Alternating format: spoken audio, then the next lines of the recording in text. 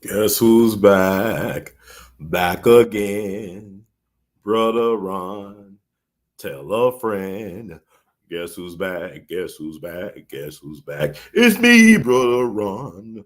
Rocking with We All Be. News free Dixie for the 21st century. That's news free Dixie for the 21st century. This is your brother, Brother Ron. And know in the words of Duke Ellington, we love you madly. Got a great show for you all. Had to do a lot of trying to get this off the ground. I was thinking about should I do this show on a Saturday or a Sunday? And it was already decided we're doing it on a Sunday. You know, the Sabbath is Saturday, according to old school, Old Testament stuff. It's Saturday, right? But y'all do a lot of y'all celebrating. Christians do it on Sundays. So everything's kind of strange right now. I don't debate people religious beliefs, because whatever you believe in, that is your religion. It has nothing to do with knowledge. It has nothing to do with actual factuals. Is your belief is stronger than knowledge. Einstein said it best, to paraphrase Einstein, your imagination is more powerful than knowledge. Imagination is where all the possibilities lie, right? There's more faith in the unknown than what is known. Harry Truman once said, the only thing new is the history that you don't know. And so if you don't know, now you know. And this is why we're doing the show tonight, because I want to talk about this amazing history. Black folks kind of strange. Black folks want to protest Black history. And, man, I don't believe Black history. Black history every day. If that's true, why don't you study yourself? Know thyself. That is the key to unlocking all knowledge. The foundation is knowledge of self. That's the key to all educational, all types of amazing pursuits. At your foundation, you should build your house on a strong foundation of knowledge of self. I want to talk about this case, this amazing life story, tragedy, triumph, a true mystery, an enigma. This Bishop, Sara A.L. Butler, Bishop Sara Butler, the founder of Zion Temple out in South Los Angeles. She founded that church back in the 30s. That church still exists to this day. But if you go on their website, there is no mention of Sister Butler, of Bishop Butler. There's no mention of her. She doesn't exist. She's incognito. She's a hidden Black history figure. She's a true hidden Black history figure. And I think the reason why they don't talk about it because the way she died. But like what the Notorious B.I.G. used to say, you're nobody till somebody kills you. You think about, Black church figures, Black church scandals, nothing new. There's nothing new under the sun, a lot of great figures come out the Black church. You know what I'm saying? A lot of the foundation for a lot of America's music is out the Black church. You don't have American pop culture without the Black church. You don't have American music without the Black church. A lot of your greats, you could think of Aretha Franklin, Sam Cooke, even Louis Armstrong, Mahalia Jackson, even Snoop Dogg sung in the choir. You know what I'm saying? So many. Nate Dogg, smoke weed every day. Nate Dogg started in a gospel singing group out of Clarksdale, Mississippi, where he's from. So many greats that you could name. Even Jimi Hendrix got a connection. You know what I'm saying? So, and I said Sam Cooke, right? And he also died in Los Angeles under questionable circumstances. Something that should have, damaged his reputation, but his legend grows and grows. You can't kill the music, you can't kill the brilliance. But with Bishop Butler, it's interesting because nobody really talks about Bishop Butler. If you go Google search, shout out to Cemetery Guide, they got a great, well-researched article on Sister Butler. We're gonna be reading from that. And the purpose of doing this show is to create some content on this amazing woman life. Put some respect on her name. Say her name. Put some respect on her name. We're gonna get into the controversy, like what happened, her untimely demise. She was just maybe 37. Hell, she probably was 36. She was 36 years young when she passed away under very questionable circumstances. It was an alleged murder suicide. It was a murder suicide, allegedly. A deacon as well as the treasurer of her church, Zion Temple, one Mr. Caldwell Jones. No, they went into her apartment above the church. Like the church is still located in the same place where she found it back in the 30s. It got into some type of quarrel. He pulls out a gun, a 32 caliber Colt, 32 caliber gun, shoots her 3 times, including once in the front left temple, and it exits out the bottom of the back of her right side. I guess that was the kill shot. He shot her 3 times, and then he shot himself 1 time in the head. And it was a big scandal because of the circumstances. Like a lot of people assumed that they were in a love affair. And now this is a problem. There ain't nothing wrong with a little love and happiness and a bump and grinding, but she was married to another man, a brother named Charles Butler, who was a pioneer in Hollywood. He was like one of the first Black casting directors in Hollywood. Matter of fact, he helped cast for the movie Hallelujah, which was the first all-Black cast talkie in Hollywood history. And when I say Hollywood, you know I'm talking about Hollywood, but that was the first all-Black cast. This movie called Hallelujah, which was filmed in Memphis, Tennessee, back in the late 1920s. Now, it was nominated for an Oscar. It was nominated for an Oscar. The director, King Vidor, who was from Galveston, Texas, the same place where Jack Johnson is from, the Galveston Giant, the first Black heavyweight champion. He's from Galveston. King Vidor was a white man who was from Galveston, Texas, and he was nominated for Best Director Oscar for the movie Hallelujah. Now, you can find this movie easily online, I think. I mean, I'm surprised Real Black, shout out to Brother Mike, he hasn't uploaded it to the Real Black TV channel yet, but it's out there. It also introduced the world to a teenage Nina Mae McKinney. Nina Mae McKinney was an early pioneering Black actress in Hollywood. She is arguably the first Black Hollywood sex symbol. This is before Dorothy Dandridge and Lena Horne and Sidney Poitier. All them guys, okay? Okay. She came out in the 1920s. And she also pioneered appearing on television over across the pond in Britain, if I'm not mistaken. But Nina Mae McKinney made her debut in that movie, which was filmed in Memphis. So this is history that a lot of us don't know about, that should be talked about. But she was married to that man, but she actually was married several times. And she had a thing for older men, because the guy who did kill her, Caldwell Jones, he was in his 50s, I believe. And her husband was a little bit older than her as well. Her first marriage was when she was 15 years young out in Indiana. So we're going to talk about a little bit of that. And I'm just trying to create some content and awareness of this lady's legacy, because like I said, there is no mention of her on her own church's website. The church that she helped found almost 90 years ago, there's no mention of her. Like she never existed, like she was a ghost. Not even, I can't even say a ghost. It was a figment. I can't even say that. She never existed.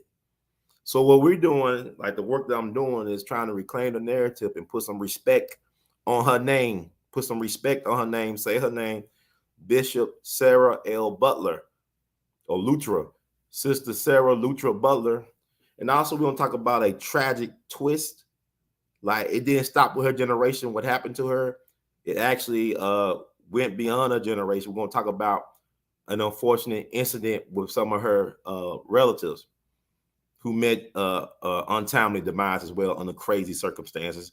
We're going to put all that together tonight. You're going to do it under 2 hours. I'm going to try to get it done maybe an hour and 30 minutes, hopefully. Like I said, I'm not going to look too much into the chat room because I want to stay on task, because I think it's very important to create this content around this woman. Like I said, we did it for Michelle Bergen. There's hardly anything. I mean, YouTube, there's nothing on YouTube about Michelle Bergen. Now, shout out to a sister that was in the chat yesterday. We did a Michelle Bergen. She actually interviewed Michelle Bergen's older sister, the beautiful and talented Denise Nichols. She still look good, boy. and she taking care of her mom, who's 100 years young. She got dementia, but she take care of her mom. She moved her in not too long ago. But Denise Nichols still look good. Black don't crack. And she made a mention of her sister because she's writing her memoirs right now. And she made a mention of her sister, how it was hard to get, she never got over that, of course. That happened 42 years ago, February 25th, when they found her body at LaGuardia Airport. A lot of people believe that she had a connect to the Philly Black Mafia, that they killed her. They thought she was an informant or something like that. People assume that she was a drug courier or drug mule for the Philly Black Mob. And it's like I said, it's Founders Day weekend or whatever. Farrakhan.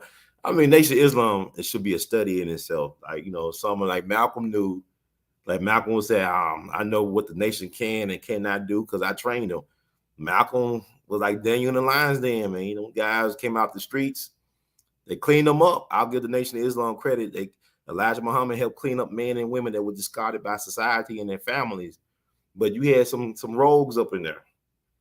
Like, it's funny how I don't want to get too far into that, but I'm saying, I like Dr. Wesley Muhammad, and sometimes he was trying to, I remember the Ray Woods confession came out. Ray Woods, the Bossy operative, undercover police officer for Bossy, COINTELPRO, NYPD.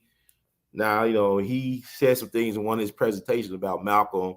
He was going around beating up people, possibly murdered people, throwing acid in people's face. I don't know if that's true or not, because Malcolm can't defend himself. I don't know if he was doing that at all. I don't know. But it's interesting how a lot of these cats want to just dirty up his name. And he's been dead for almost 60 years. And yet they don't come with any type of real proof that Malcolm took part in any type of things, like this goon culture.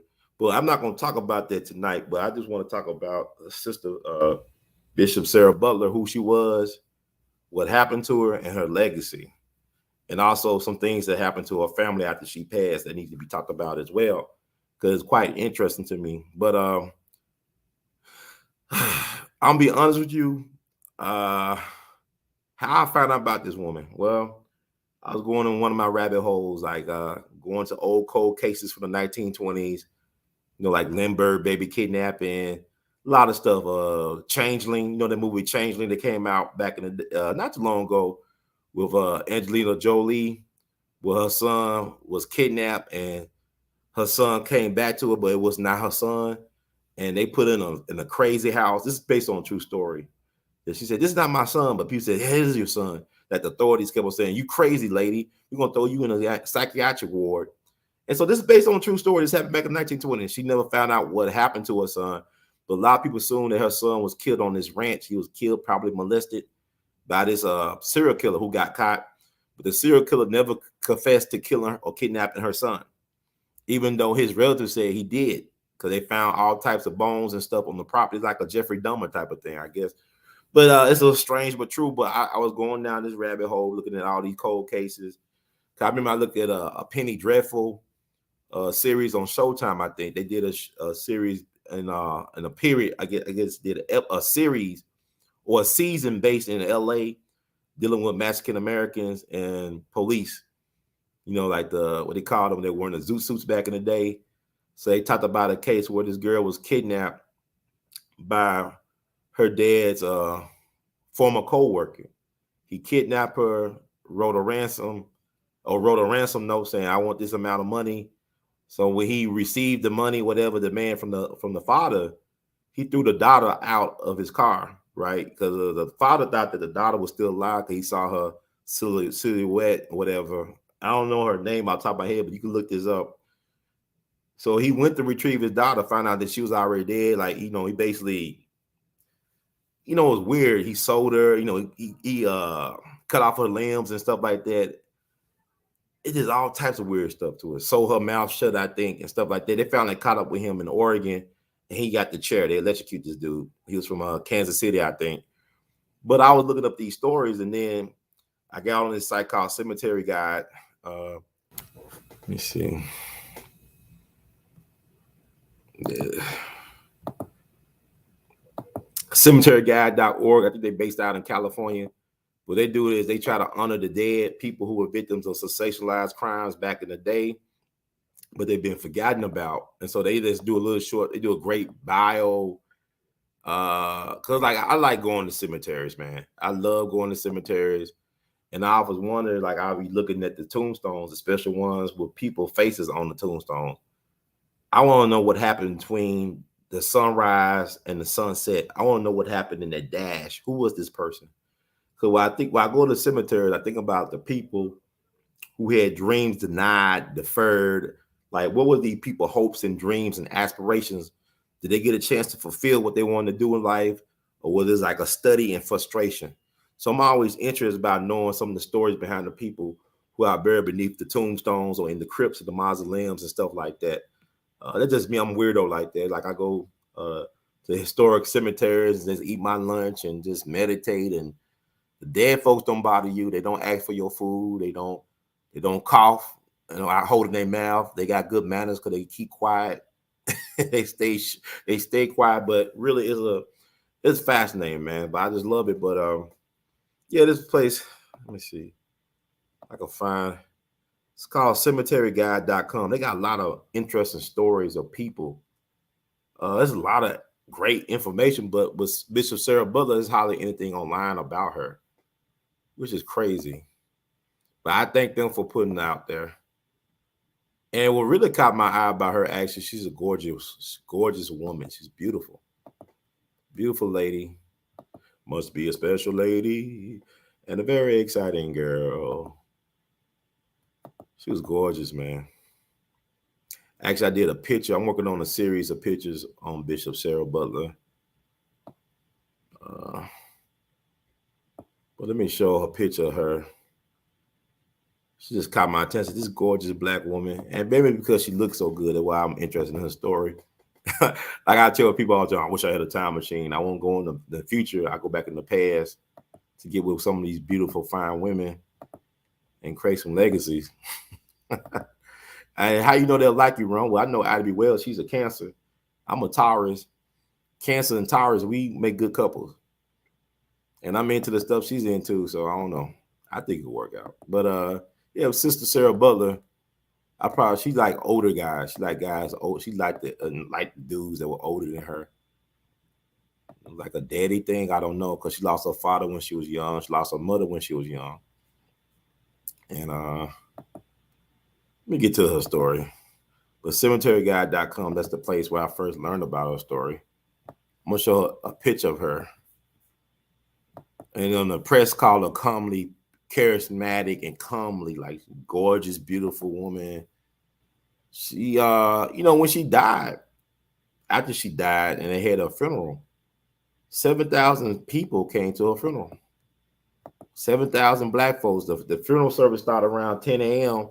You had black folks already at the church around 6:30 a.m. in the morning when they had a funeral. And like I said, that church still exists in the same location. Like the murder scene was on the second floor in the apartment part of the church. She was actually separated from her husband, or they were living in separate homes at the time of her death. The husband stayed in the family home, and she moved into a boarding house, but she had an apartment above the church that she also, I guess, could stay at. And that's where she was killed by her deacon and was treasurer of the church, Caldwell Jones, which is very unfortunate. But let me show a picture of this sister. Now, you see in my thumbnail, I got a picture I made, a collage in honor of her.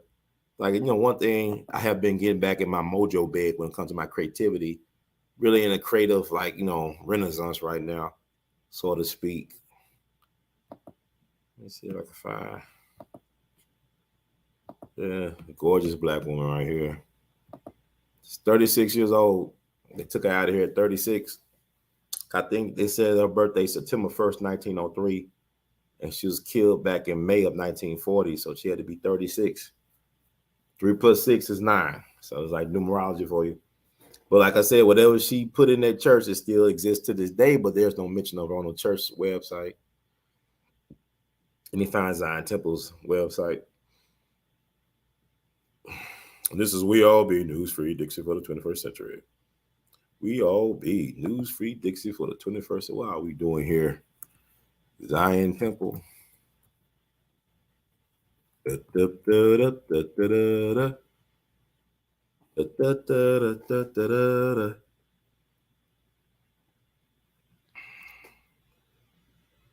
Okay, let me find one.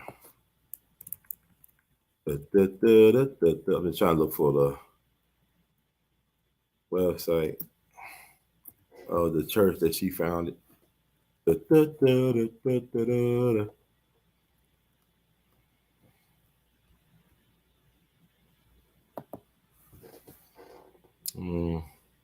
Okay. I think this is the church. Yep, 1315 East Vernon Avenue, South LA. Zion Tim on show the website. There is no mention of this woman on this website. This is really weird. I mean, y'all ain't gonna mention the founder of y'all church. It's kind of strange. But it's not weird because, like I said yesterday, it was my mom told me about this black woman educator. They were doing some type of Black history presentation at the school. And she said that the government invented Black History Month. Like, she didn't know about Dr. Carter G. Woodson. Like, she didn't know there was a black man that came with the idea of Negro History Week, which led to Black History Month. It really is strange because Dr. Carter G. Woodson is not talked about a lot in terms of Black History Month. It's like, even at like I said, like the Smithsonian Museum, African American History Museum in DC, they hardly made any mention of Carter G. Woodson, Dr. Woodson, when I was there the year it opened. I just think it's weird, but the fact that he's a black educator don't know that about the legacy of Carter G. Woodson is really a travesty, and she's teaching children.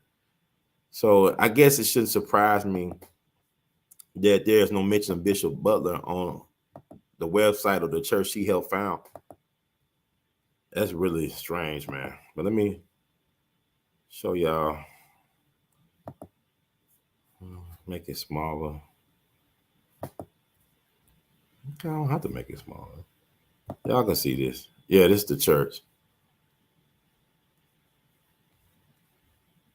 So I can move it around. So there's a big town or whatever. So the Zion Temple, 1315 East Vernon Avenue, Los Angeles, California. She found this is what she was killed at her church. Same church, same location. Okay.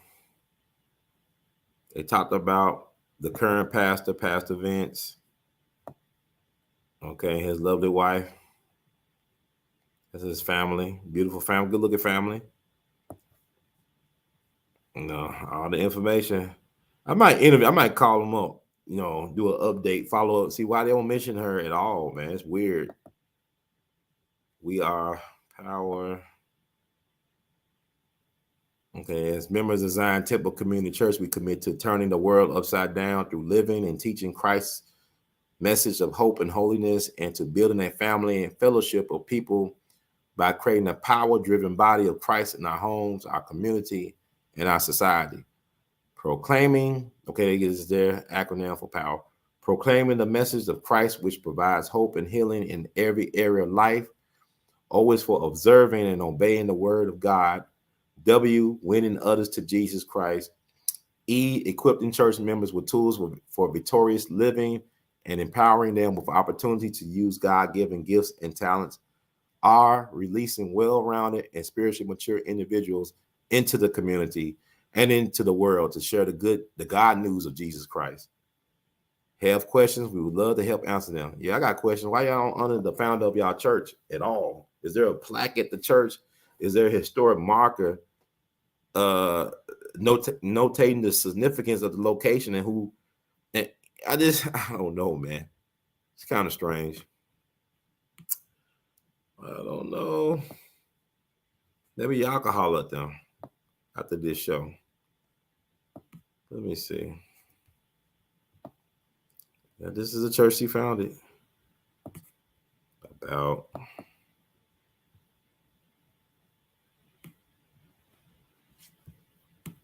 get back to the.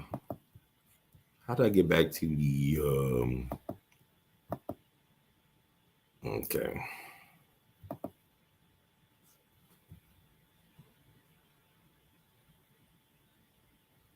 The beliefs.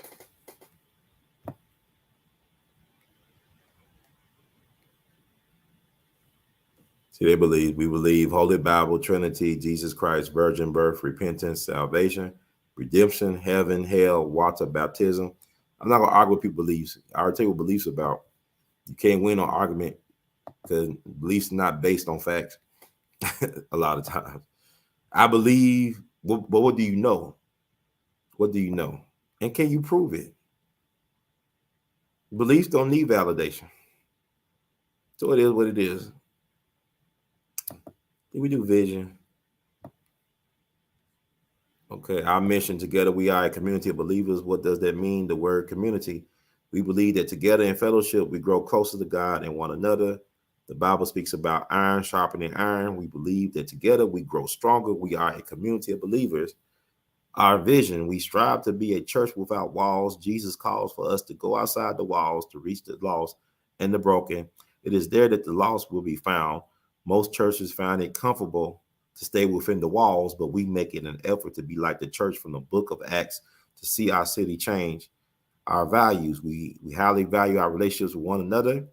We look to grow through fellowship and ultimately growing closer to God. We value the word of God and the leadership of the Holy Spirit. We look to extend grace to all of the lost and broken and lead those with no hope to the hope of Jesus Christ. Okay, it's very, I guess, valid of them, but why don't you mention the founder of the church at all in any of this stuff? In any of the messaging, you don't talk about the founder of the church. And you don't even have to talk about what happened to her ultimately. You just talk about the fact that she founded the church. Okay, we did the vision thing. Let's see. I'm about to get out there. I know people, this is boring. It is what it is, man. It's my platform. It ain't paying the bills like that. I just do it because I have a love for sharing knowledge. These are the people that work at the church. I wonder any of her relatives, descendants work at this. I mean, people from her family still connected to Zion Temple. That'd be interesting to find out. I might do a follow-up. I probably will contact the church. I'm fascinated now. I'm just thinking about it. I said, maybe I am going to contact them. Yeah, I'm going ahead to contact the church. And y'all wish me luck on that as I contact the church. Oh, man. Sometimes I don't know what the hell I'm doing. Excuse me, God. I don't know. I don't know what to do. Okay, we're going to get off this page. Remove. So I'm almost 30 minutes in. You probably say, well, you're going to get to the good stuff, the meaty stuff. Okay, let's go. Let's go, folks. Let's go for the meaty stuff. So we all be news-free Dixie for the 21st century. Oh, my God. Brother Ron. What have we done, Brother Ron?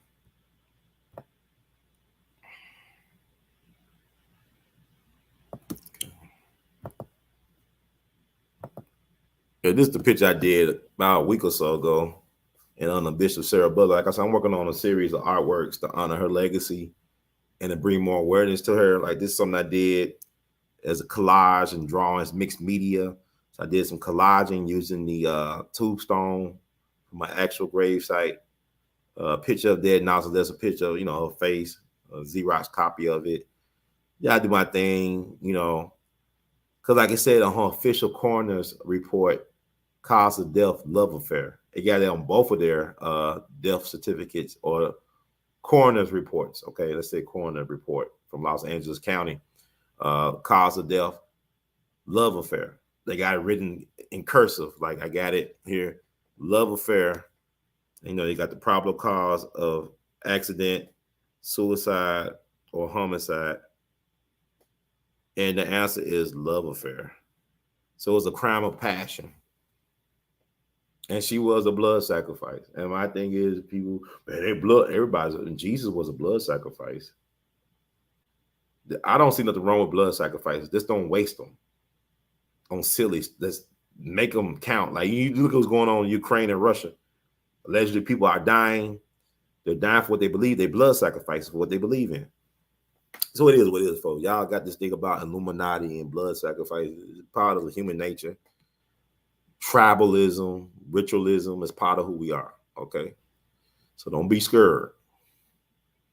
That's my tribute to her. I'm doing a couple of series of paintings and drawings and mixed media, and probably even, well, this is a tribute. This is an artistic tribute to her. Just remembering her, and talking and speaking her name back into existence, like amplifying her legacy. So this is all part of the process. So I just want to share this.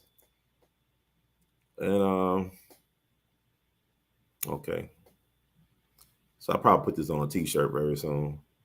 Call this Bishop Sara L. Butler, Black Church Martyr, version 1. So, but anyway, let's talk about the good sister. This is We All Be News Free Dixie for the 21st century. Let's bring up, like I said, I don't know if I'll be talking to her if she didn't look the way she looked. I know that's wrong, but I'm like Jimmy Carter. I got lust in my heart. But you know, she's a righteous ancestor, and like Dick Gregory will always remind me, because a lot of y'all don't know what a martyr is. Y'all assume that a martyr is a person that was like an angel or a saint. You don't have to be a saint or angel on earth to be a martyr. You just be a person whose death inspired people to shift the paradigm. You know, George Floyd, he wasn't doing no Malcolm X, Medgar Evers, and Dr. King work while he was alive, but his death was significant because it helped shift the paradigm. It helped made people aware of certain things, certain inequities, and a lot of other stuff as well. Like Emmett Till was not trying to be Joan of Arc. He was just visiting his folks down in Mississippi and got killed because allegedly he didn't know his place. So, I mean, people get caught up in all this, man, there ain't no martyr, man. It ain't about, like Dick Gregory will always say, it's not about how you live, it's how you died that a lot of times you get remembered. You know, Breonna Taylor, she's not remembered because of the way she lived.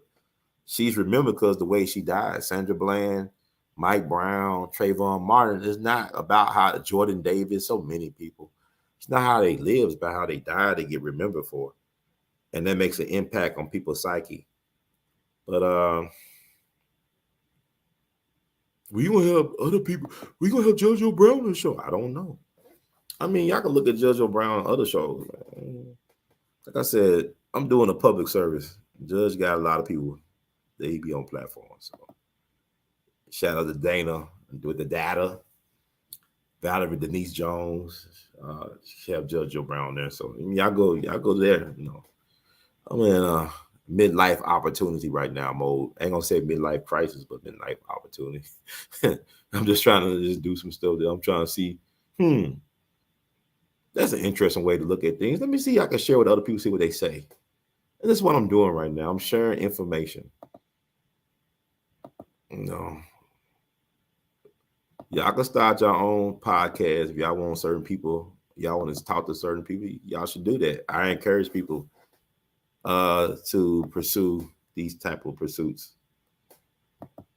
And so, like, I'm doing this. This is like, I don't know, man. It's a lonely road.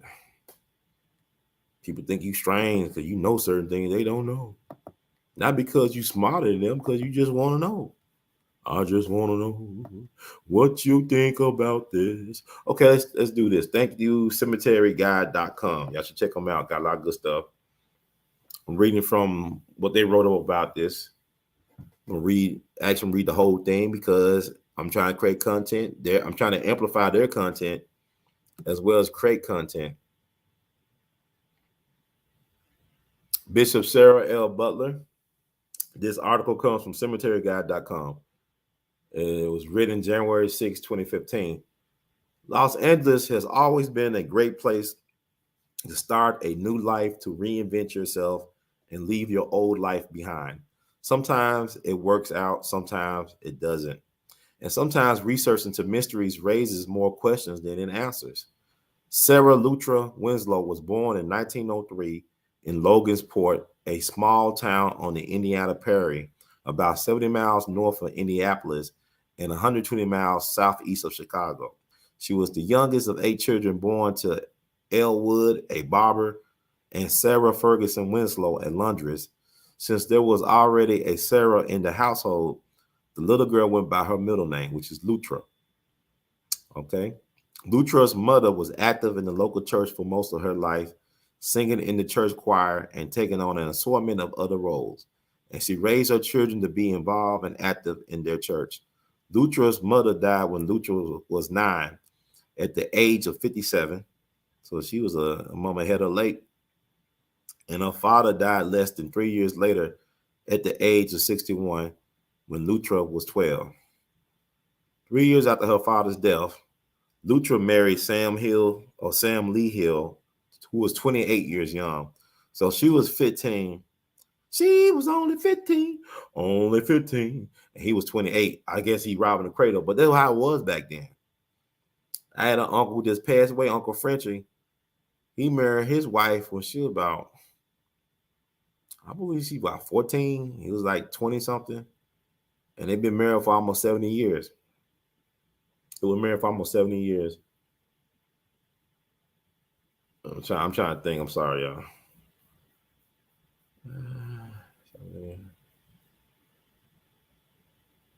He was about 25. She was about 15 or 14. My aunt lives. She's still around. Okay. So, I mean, that's not unusual. I know people, we all trying to put, our moral standards, try to place it on history, but history, things were different. There was a different era. So, yeah, she had a thing for older guys. I guess because she lost her parents so young. I don't know. She just needed that security, I guess. So like I said, let me read again. 3 years after her father's death, Lutra married Sam Lee Hill, 28, who worked as a molder in a radiator shop. In 1920, Lutra was living in Logansport with her husband and her mother-in-law. And remained there until about 1925. Little is known about the next few years of Lutra's life. Her next appearance in official documents was in 1930, when she was 27 years old, living on East 49th Place in South Los Angeles, and newly married to Charles E. Butler, 46. So Charles Butler, the famous casting director, pioneering Hollywood casting director, was 46, and she was 27. Who was working? Okay, Charles E. Butler, 46, who was working for Central Casting. Butler was born in Michigan, was one of the first Black casting directors in Hollywood. He worked with director King Vidor on his first sound film, the Oscar-nominated Hallelujah, which came out in 1929, which was filmed in Memphis and featured an all-Black cast. That was the first all-Black cast Hollywood talkie, Hallelujah. In 1933, Lutra, who now went by Sara, became an ordained minister, was awarded the title of bishop, and formed a church in South Los Angeles, which she called the Zion Temple Community Church at 1315 East Vernon Avenue, just a few blocks from her home. The transformation was complete. Lutra Winslow Hill, the teenage wife of a radiator shop worker in a small town in central Indiana, had become Bishop Sara L. Butler, founder and leader of her own church in Los Angeles. By 1940, everything appeared to be going well for Charles and Sara Butler. The Zion Temple Community Church had one of the fastest growing congregations in Los Angeles, and the Butlers had moved into a new home on East 52nd Street. Bishop Sara also traveled across the country, speaking in various churches, including a stop in her hometown of Logansport, Indiana. But in fact, the Butlers had separated. Charles was living in the house on East 52nd Street, while Sara was living alone in a boarding house on East 20th Street. Trouble in paradise. That's interesting. What happened? Because by 1930, she was married to Charles Butler. She was 27 at the time. He was 46. And then by 1940, they lived in different homes. A house is not a home. Wow.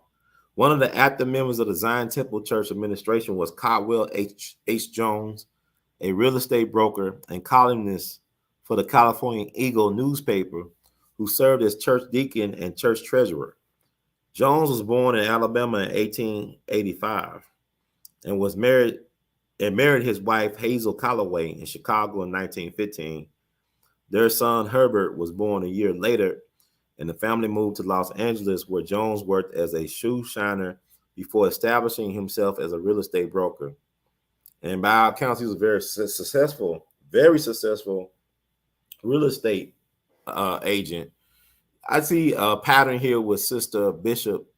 She had a thing for older men who were very accomplished. Now, she didn't want no scrubs. She had guys who were older and also accomplished, and also were, well respected in the community. They had stature. So she had a type.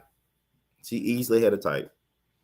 Not saying they were going together, but I'm just saying, I'm just saying, like OJ, I'm just saying. By 1940, by 1940, Jones and his wife were divorced, and he was living in a rented house on East Jefferson Boulevard, a few blocks north of the church. So they always in the vicinity of each other, not that far away as far as living quarters and situation was concerned. On the afternoon of Tuesday, May 7, 1940, Jones went to visit Bishop Sara at the church. They went to her upstairs apartment at the church parsonage, where Jones pulled out a handgun, a .32 caliber Colt automatic. He shot Butler 3 times, then shot himself once in the head. The church caretaker, Horace Nesby, was outside planting flowers when he heard 4 shots coming from the upstairs study at the parsonage and called the police. When police arrived, all the doors were locked from the inside. After breaking in, they found both Jones and Butler dead. According to the description of the scene in Los Angeles Sentinel, that's another black newspaper. You got the California Eagle, which ironically, the guy who killed Bishop Sara Butler worked for. He was a columnist in that paper. Then you got the Los Angeles Sentinel, which still exists, I think, to this day. I think the Los Angeles Sentinel is still around. So according to the description of the scene in Los Angeles Sentinel, the room indicated that the pair had quarreled and perhaps indulged in some sort of scuffle. Butler's body was found just inside the door to the living room, leading to a small kitchenette. She had a bullet wound to the left front temple, which exited in the back of her head on the right side at the base of her skull. After taking the comely, the comely, I thought, wow, she was so attractive. Man, I could look at this picture. I don't think probably the picture do her justice, but I know I'm just lusted in my heart. I know. Oh, I'm a sinner. After taking the comely church leader's life, according to the Sentinel, Jones employed a mirror which he tilted at an angle in order to better aim the lethal weapon at a vital spot in his skull. The long shot entered the right temple, emerging at the top of his head. He fell from the chair in which he had been seated, face forward on the floor. There is no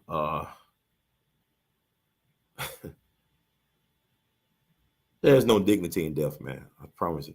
The senator also reported that Jones, the treasurer of the church, was known to have been deeply enamored of the comely church leader. So he had an infatuation for Bishop Sara. Even if they didn't have a relationship, he had an infatuation for her. And also she had a certain type. She liked the older, accomplished men who had a standing in the community. So he checked out all the boxes on that one.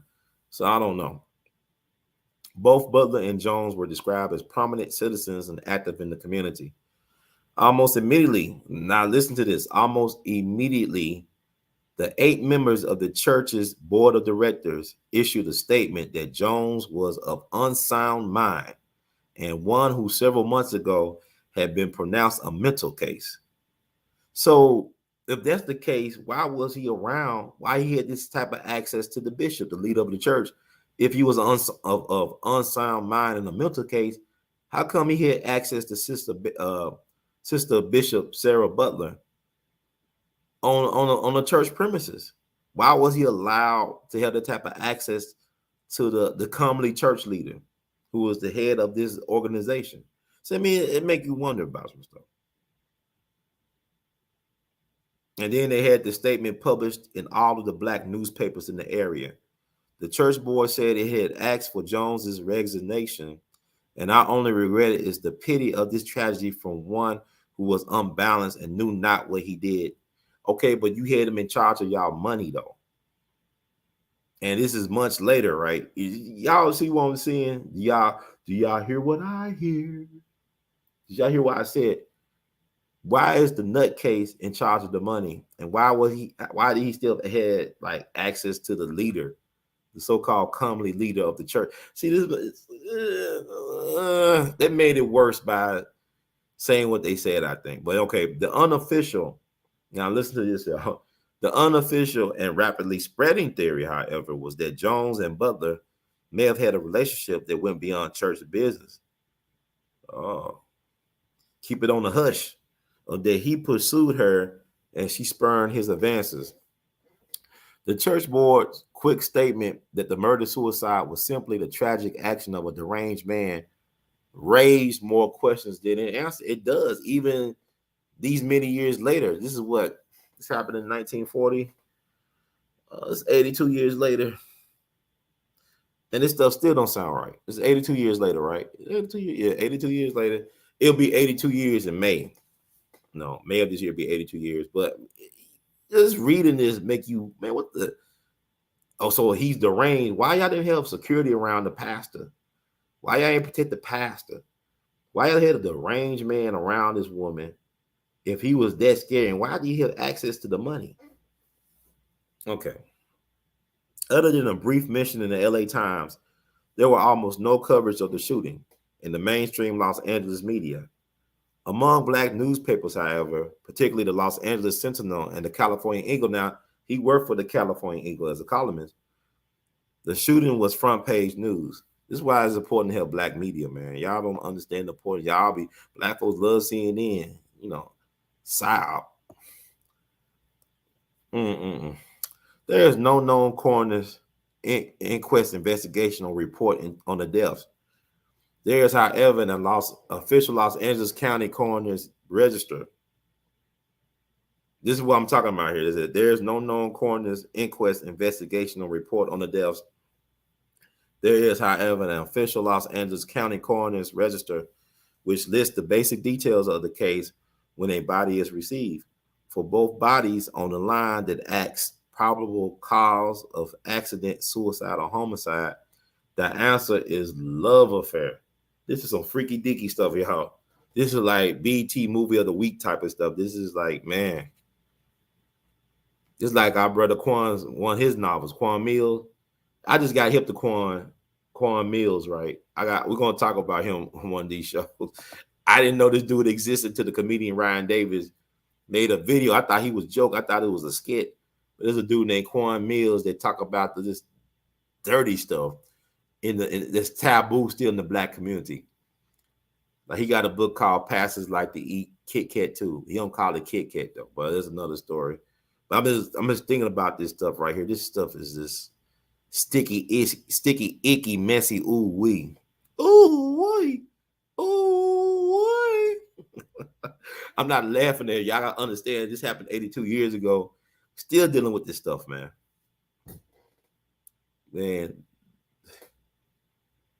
more powerful the person, the bigger the sex scandal, I could say.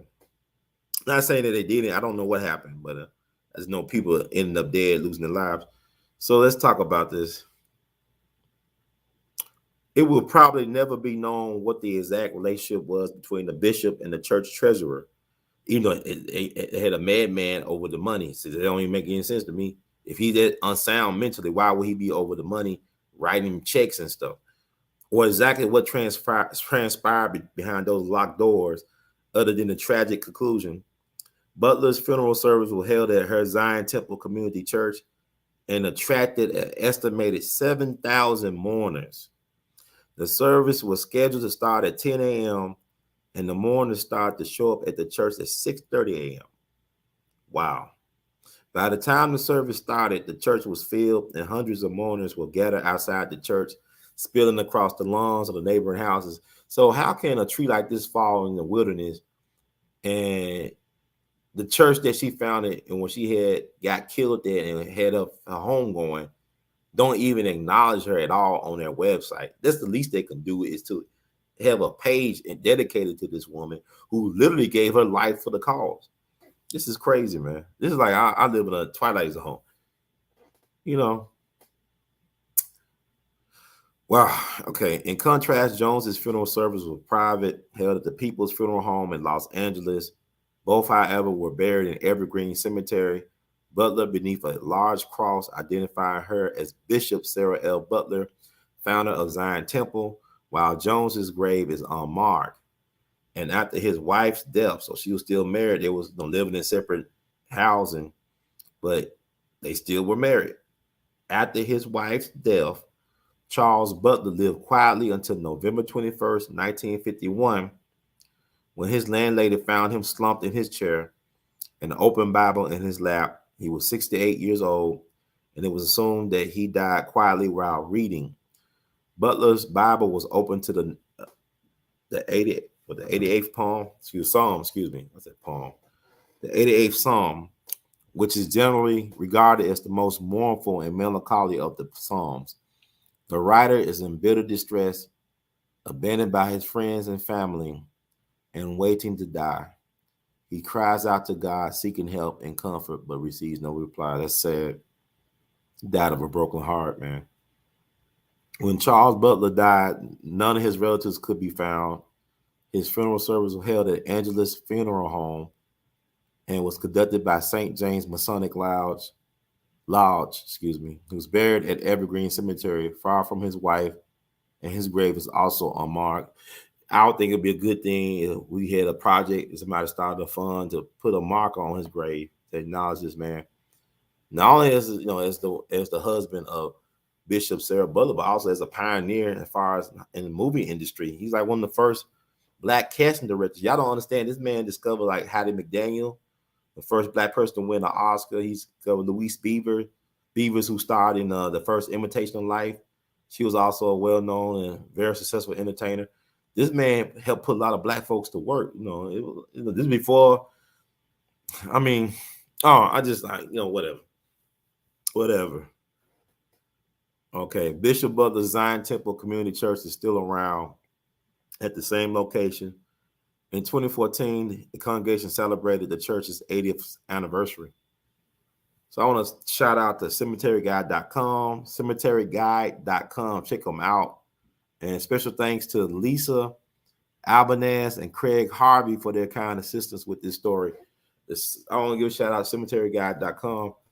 I thank them for putting this stuff out there because I would never known about this woman if I did not discover that website. That stuff is crazy.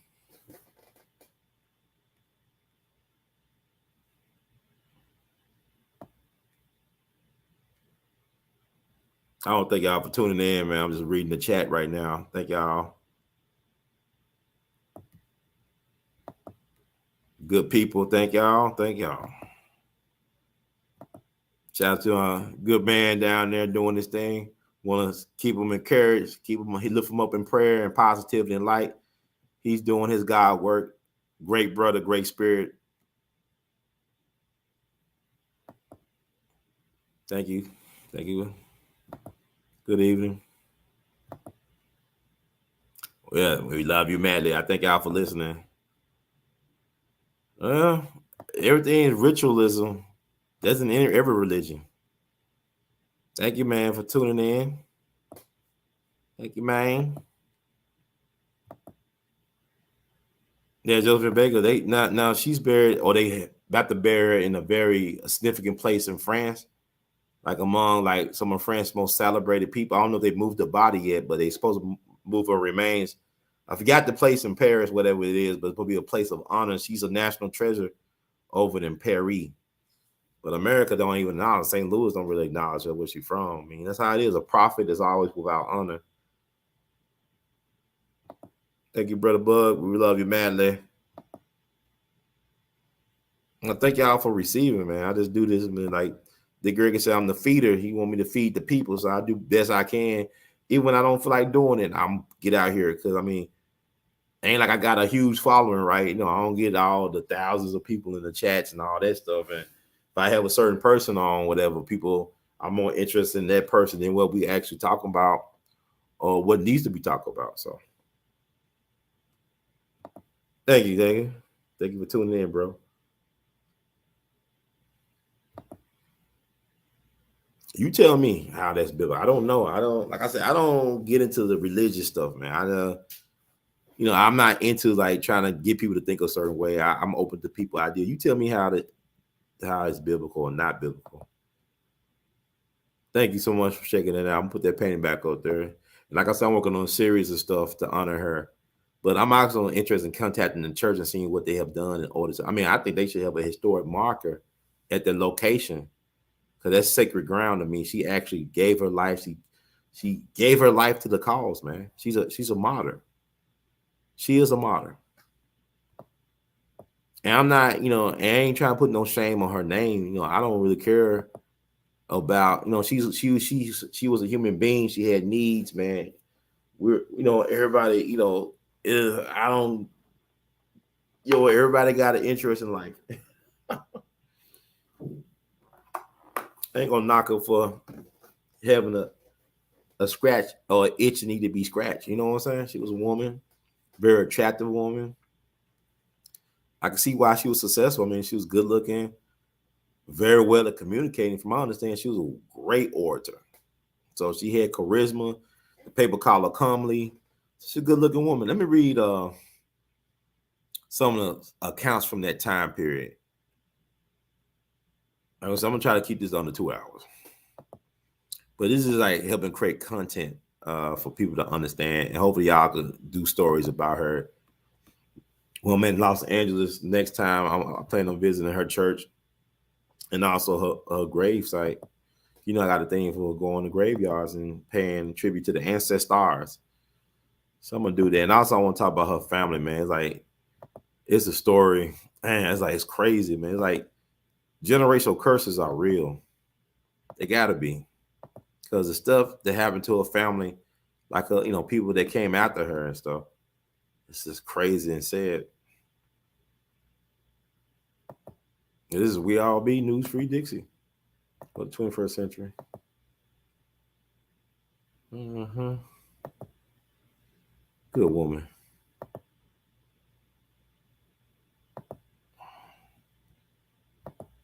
Time go by fast, man. I've been trying to do a lot. I had my uncle. Thank God, he's doing better now. But they had to rush him to the hospital on Friday. He couldn't breathe. He was having real bad trouble breathing. We almost lost him twice on Friday. From my understanding, he's recovering now. He's at the hospital, but the fire department had to get him out his apartment, and they didn't even have enough beds for people at the hospital. In the emergency room, the trauma unit, it was all filled up. So the fire department paramedics, they stayed with him because they had to stay with him until he got a room, until he got checked in. So they were with him. But my uncle, he's a fighter. He got a will to live. So I thank God for that. So I've been running errands for my uncle today. And like I said, I've been trying to work out. My foot finally got healed. So I'm trying to make sure I stay in the gym, running and stuff. So I've been trying to do a lot of stuff. And the weekend just flew by. And I made a commitment when I need to serve the people. I got to feed the people. So that's the pitch I did, Sister Butler, with more to come. But let me read like accounts from that period about what happened, so I get a better understanding how people think back then. Like I said, y'all need to go online and read these Jet magazines. They got all the Jet magazines ever created online, archived to Google Books. Just Google it up and start reading them Jet magazines from all the way from the 50s all the way up to the 2000s, man. It's going to blow your mind. The stuff you thought was taboo back then, they actually was talking about in Jet magazine. It's crazy. Trying to find. Got a lot of tabs open.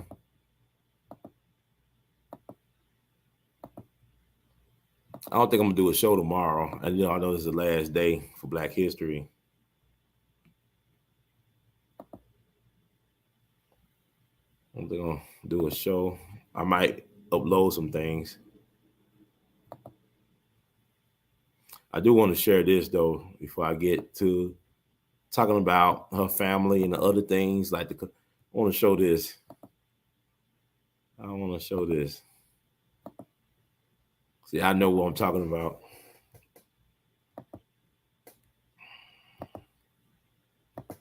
This is on the report. This is the official report. Los Angeles County Coroner's report. Probable cause of accident, suicide, or homicide. On both of their reports is love affair. Love affair. Scandalous. So I mean, it was like an open secret. It was not challenged from. I mean, why didn't the husband not challenge it? You know, it was a crime of passion. It had to be, because if he was so unsound mind, why did he have permission? Why was he able to have access to the bishop? Why wasn't he removed from the church premise? Why was he allowed to be treasurer? Why did the madman have access to the bank account of the church if he was such a crazy guy? But like I said, I do believe they might have had a thing, a fling. It might have been a one-time thing, but she had a type of man. She was, even when she was young, the guy was older than her. Her first husband was 28. She was 15, 14 or 15 years old when she got married. So she had a thing for older guys, and also her husband, you know, he worked there as a radiator shop or whatever. I'm just saying, did he own the shop? Did they say he owned the shop? But I'm saying she liked dudes. They had drive and ambition. So it wouldn't surprise me if they had a fling, or if they had a, you know, because this guy, like, he was no, you know, he had his successful real estate business, Caldwell Jones. He was a columnist for the California Eagles, so he was an intellectual. He was an entrepreneur, very successful at these things, and he was a lot older. He was in his 50s, and she was in her 30s, so why not? It's quite possible that they had a thing. Mrs. Butler. Yeah, they got a thing going on. But like I said, they don't still explain why they don't. I mean, because Sam Cooke died, there's no dignity in death, man. The way Sam Cooke died, you know, he was butt naked with the sports jacket. He was naked in the doorway of the manager's office. And allegedly, he kidnapped and tried to rape a girl. They tried to Bill Cosby, Sam Cooke, before Bill Cosby was Bill Cosby. But they killed Sam Cooke because really Sam Cooke was getting too ambitious. But we talked about this many times on this show, on this platform. But like I'm saying, why don't they remember Bishop Sara Butler? That was unfortunate. It was scandalous the way she died and how she was found. But at the same time, the church, she died for the cause, man. She founded something that still exists. So her death was not in vain. So why not celebrate her life accomplishments? And this woman, tell the people about her. Why keep her a secret? That, remind me of almost what happened years ago when Selena's manager of a fan club killed her in the hotel or the motel, whatever. Even though the lady who was the president of the fan club did not kill her, you know, I understand there were issues with how she was running the fan club. Maybe she was taking money, you know, like maybe she was of unsound mind, and she killed Selena, excuse me. But I'm saying, like, well, why are the people that's of unsound mind always having access to the money? Well, they're crazy, but y'all crazy. I don't think he was crazy. I think y'all crazy for entrusting that dude with the money. It's like, people were talking about Trump. Well, we don't want him to be president because he might push the button. You got crazy Joe Biden in there, crazy Joe in there. Y'all ain't afraid he might fall asleep on the button and push it back? I don't know. But I'm saying you don't want certain people next to the button. It's like, my thing is, anybody who want to be president, you got to be a little bit crazy. You got to be a little bit off to want to be president. You got to be a megalomaniac. You got to have an ego issue. Ain't no normal person really wants to be a president of the United States. Not a normal person. You got to be somebody that's kind of weird, off, really, really off. But anyway, so it was a love affair. That's what the coroner said. It said it was a love affair. Oh my God. So, but it doesn't take away from a legacy. To me, it adds more mystique to it because she's such an enigma. Because there's, like they say, even in the write-up on cemeteryguide.com, there are certain years that cannot be accounted for in her life narrative. As far as we know, there are certain years that can't, because I heard she got married several times. Like maybe there's more guys she got married to during that time period, from my understanding, read from different sources. But I'll let y'all do the discovery on that. I'll let y'all do the discovery. Thank you so much, uh, everybody, for tuning in. But let me read.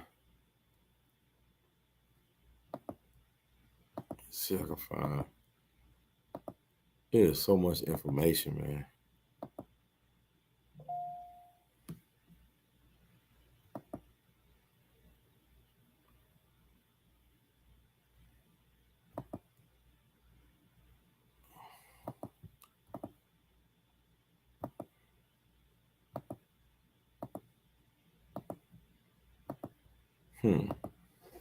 I got a lot of tabs open because I'm trying to connect some things. I'm trying to.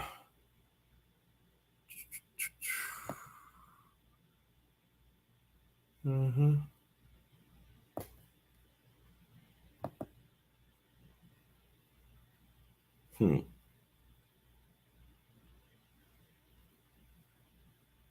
Yeah, I'm trying to. We all be news free Dixie for the 21st century. I'm trying to find a Los Angeles Times article. Yeah, I'm gonna read that Los Angeles Times article. It says 2 found dead inside temple. Let's see.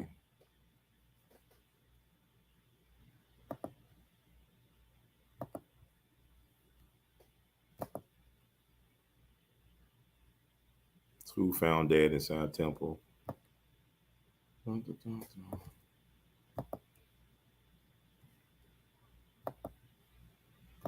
So this is forensic Black history. There's digging through the crates here. Okay. 2 found dead inside temple.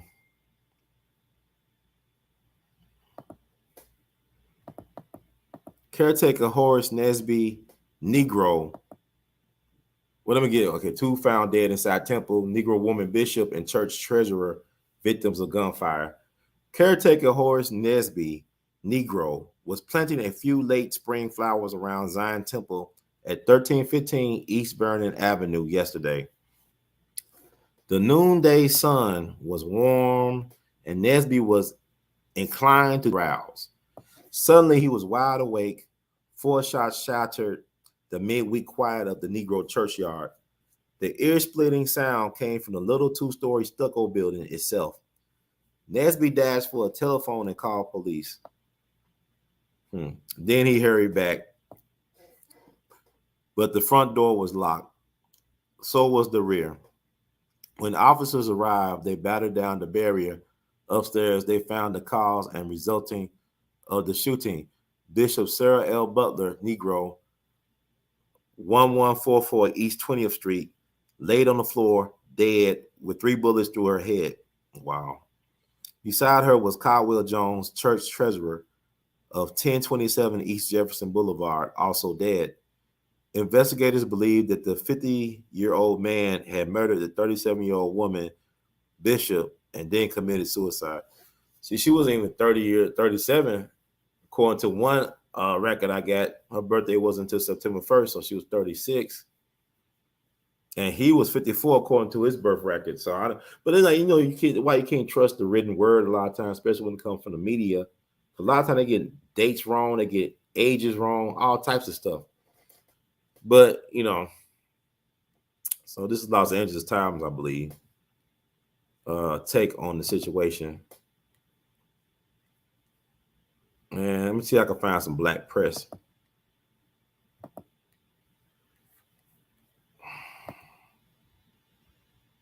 Let's see if I can find.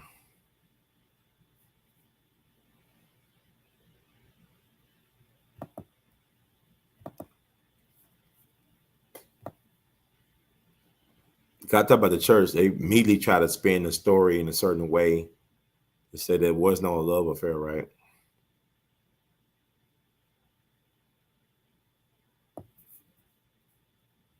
Let's see. So I'm gonna read. I guess it's from like the Black newspaper. I think it's a Black newspaper. Okay. Church board denies woman bishop died at hands of lover. Los Angeles, May 23rd. Published as a box display advertisement, an official statement was made last Thursday morning in all local Negro papers in the explanation of the motive that prompted Caldwell Jones, prominent realtor, to kill Bishop Sara Butler, pastor of Zion Temple, and himself last Tuesday. Jones was a deacon and treasurer of the organization, which had been founded 5 years ago by the pretty, talented young woman. So everybody knows she was pretty, and everybody knows she was gifted, and everybody knows she was young, because she wasn't even 40 years old. And 40 is still young. I don't care what nobody say. With the act apparently planned carefully by him, Jones cornered the bishop in the study of her upstairs parsonage at the church, fired a bullet through her head, and then turned the gun on himself. In the great excitement that followed, the general explanation offered was that he was madly infatuated with Mrs. Butler, estranged wife of Charles Butler, moving casting director, and had become insanely jealous of her. However, the temple board denied this, charging the murderer with having been of unsound mind. Their official statement reads as follows. The official statement of Zion Temple Incorporated. Zion Temple appreciates the loving kindness of all members and friends of our beloved pastor, Sara L. Butler, whose death was caused so untimely by one who several months ago had been pronounced a mental case. The board had seen fit to ask him for his resignation because of being a mental case. Okay, why are you try to reason with a crazy person? That sounds like something wrong with y'all. If he's a mental case, how could you even understand, let alone understand what you were trying to get him to do? Sound like to me that this is a cover up. They make it, the cover up a lot of times is worse than the crime, because you make it look worse. It's already bad, but you add this to it, so they let you know that they covering up. They're trying to spin it, because why you want to ask a crazy person to resign? Don't you look kind of foolish?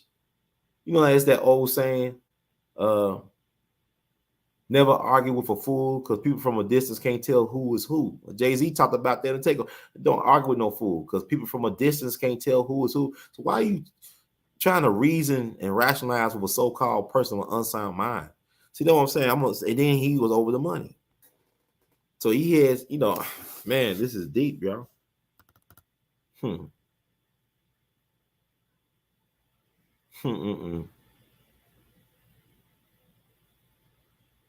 The board has seen fit to ask him for his resignation because of being a mental case, but we are praying that he has found peace with his maker.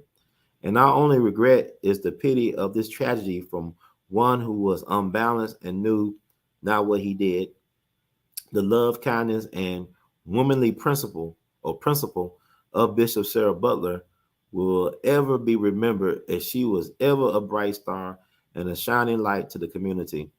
Board of Directors, Reverend William Walters, Reverend Ruth Westbrook, Mrs. Lula Staten, Mrs. Geraldine Johnson, Horace Nesbitt, I think that's the guy that was planting the flowers, Ennis Stamps, William Tilly, and Mrs. Havana Woodford.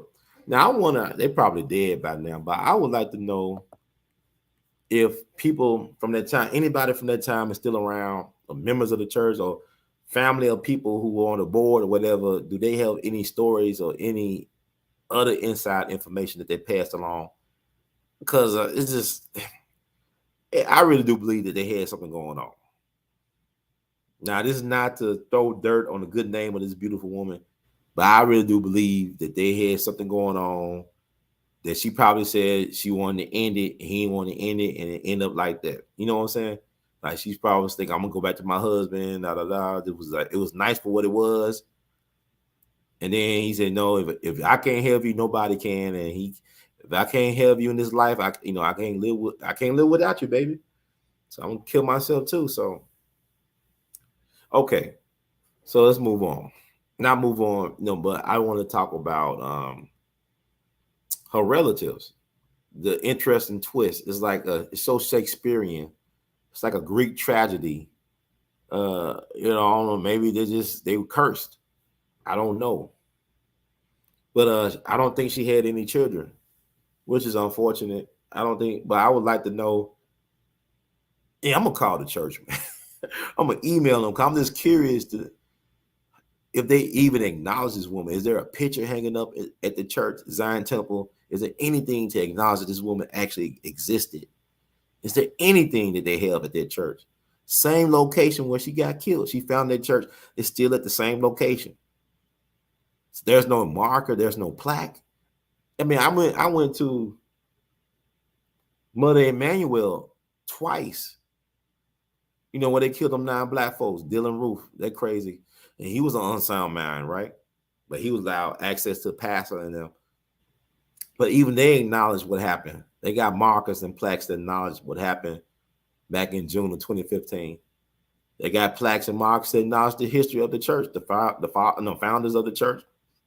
But I'm saying that I'm not passing judgment. I don't know what they do to give honor to this woman at their church, if they do anything at all. But I am curious because there's no mention of her on the website.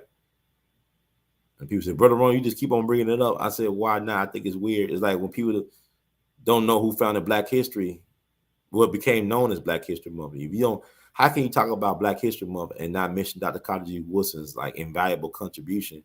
And people have done that. It's crazy. But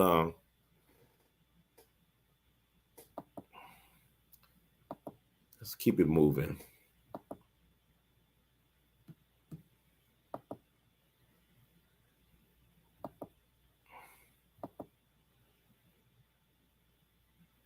Yeah, this We All Be News Free Dixie for the 21st century. I'll keep on bringing it up. Oh my God. Man.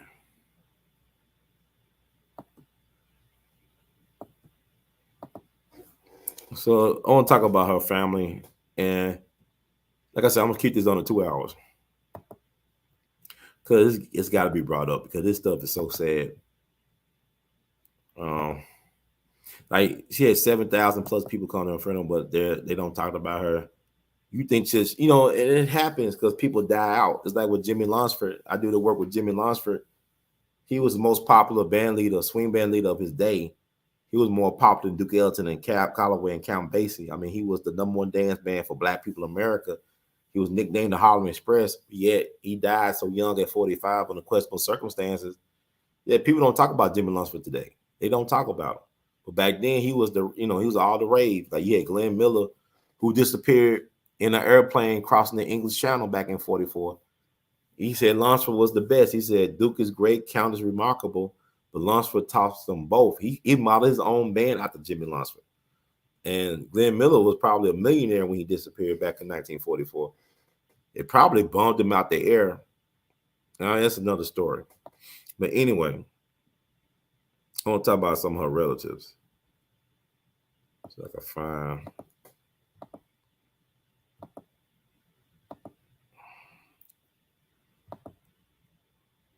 a relative.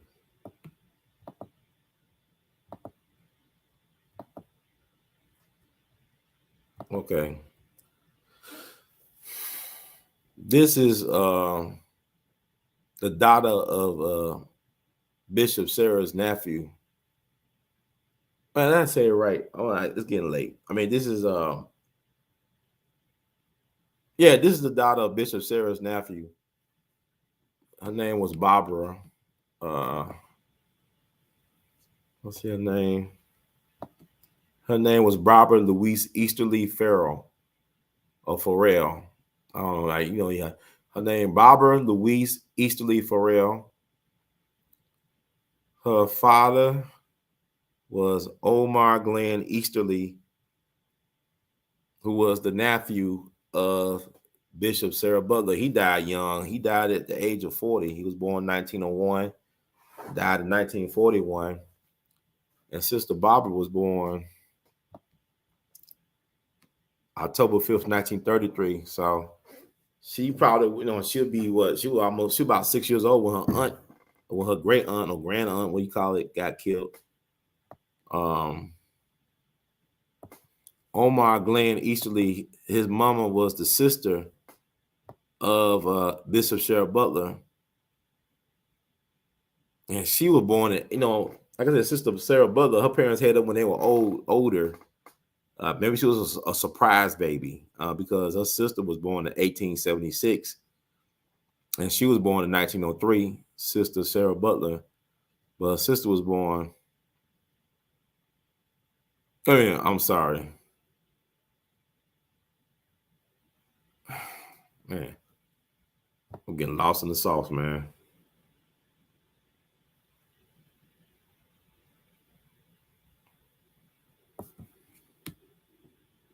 I don't want to confuse y'all. I'm confused myself. Let me read this right. Jeez.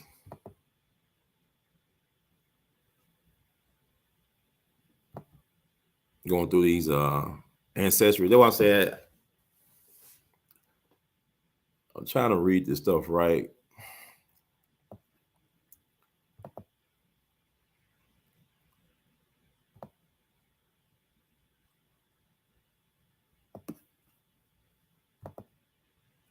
We all be news free Dixie.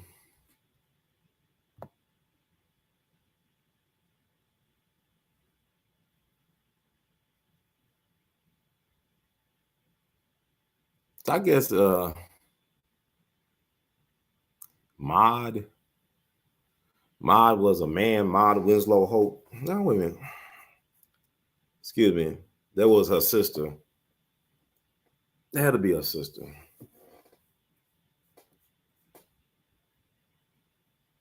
So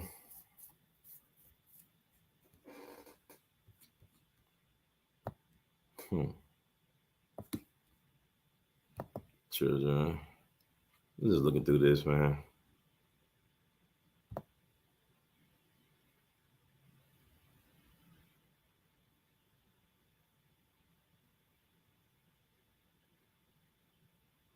Okay. I think it makes sense now. So his mom was the sister of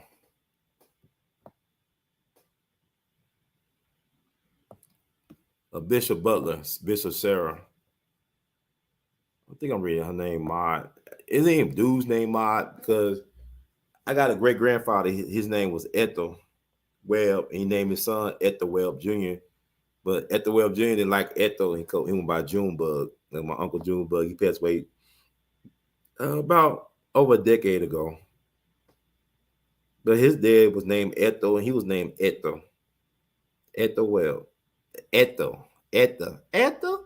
Ethel Webb. Ethel. So I don't know about these old timey names. Mod. That's a female name.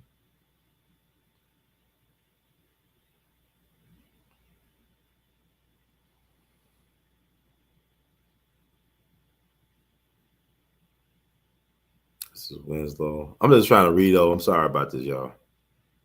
Getting lost.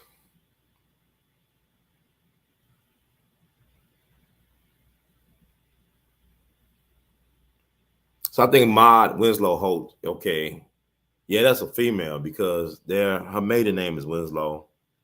Sarah's maiden name was Winslow. So that's her sister, but she had a son named Omer Glenn Easterly, who died at 40, a year after his aunt died. And his child was the sister who I got on the screen right now. Barbara. That's her name, Barbara.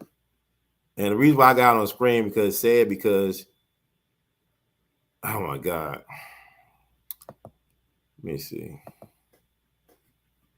It's really sad because she was actually a victim of the Jonestown massacre. She actually was a follower of Jim Jones. Yeah, I know. I ain't talking about the rapper Jim Jones who got mad because he can get served in Gucci. I'm talking the one who had them folks drinking that so-called Kool-Aid down in Guyana.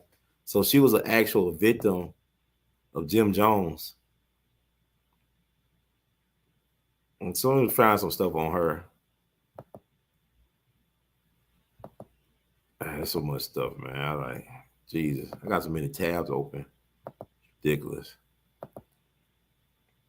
Let me find so her grandniece or great niece, whatever you call it. I'll be confused. Is it great niece or grandniece? So this sister Barbara right here. Let's talk about her.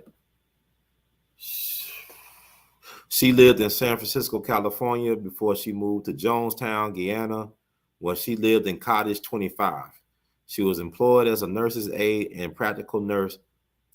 She entered Guyana on July 23rd, 1977, and she was the mother of Rebecca Flowers. And her daughter was also a victim of Jonestown Massacre. So they both died in Guyana under the direction of Jim Jones, Reverend Jim Jones, the Right Reverend Jim Jones. A lot of folks don't realize that a lot of black folks follow Jim Jones. There's a lot of followers of black folk who follow him.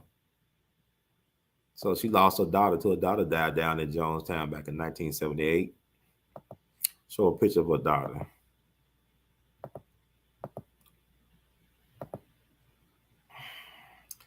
This is the other, the kinfolk of Bishop Sara Butler. It's just sad, man. Sad. So Sister Barbara's daughter right here. Put it up. And then we get out of here. And I think I was being impatient. I was getting confused, man, about people's last name, maiden name. Maud, is that a man or woman? So this is the sister's daughter right here. So her daughter died with her down in Jonestown. Good looking woman. That's sad, man. It's really sad. I don't be the bearer of bad news. Her name was Rebecca Ann Flowers. She was born July 7, 1953. And she died November 18th, 1978, age 25. That's young. Her mom was Barbara Louise Easterly Farrell, who is the daughter of Bishop Sara's nephew.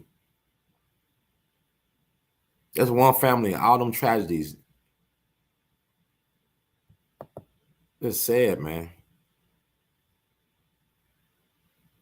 So may they rest in peace. Now they buried in California. They on the memorial out there. But yeah. Let me show that.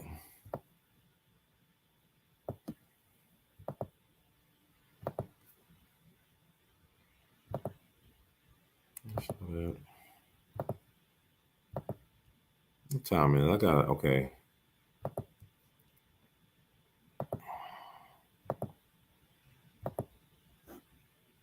So they buried out in California.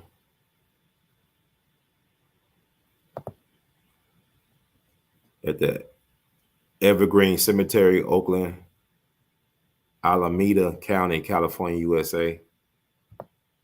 That's interesting. They buried in Evergreen. Where's Bishop Sara buried? And she's buried in Evergreen Cemetery in L.A., Los Angeles County. Bishop Sara and her kinfolks buried in Evergreen Cemetery out in Oakland, or Alameda County, as they call it. That is strange. I wonder if that by design. Was it Evergreen? What's the connection with Evergreen? But damn. Yeah, man. I just, geez. And Barbara, how old was Barbara when she died or got killed? Must have died.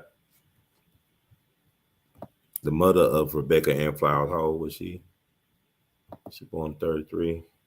So she's just 45 years old. Okay. I think that's it. I can't.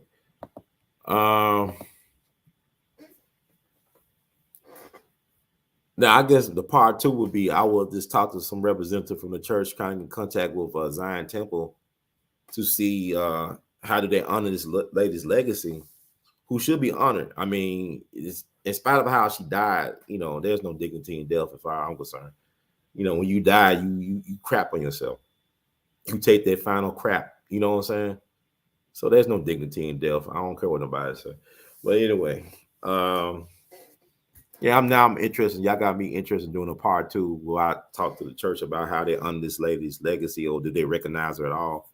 I think that needs to be done, period. And the family thing is weird, it's strange. But let me show you a picture of her tombstone. And I know y'all get into the Illuminati stuff. That stuff is interesting. Her tombstone is unique. Or marker, whatever you call it.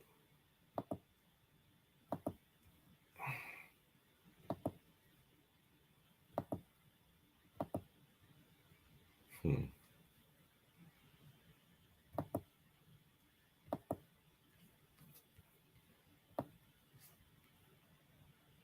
Y'all see that right there? The mark. Look at that. Look at that eye. Look at all that. Y'all into Illuminati stuff. Look at that. Zion. And there's like a key.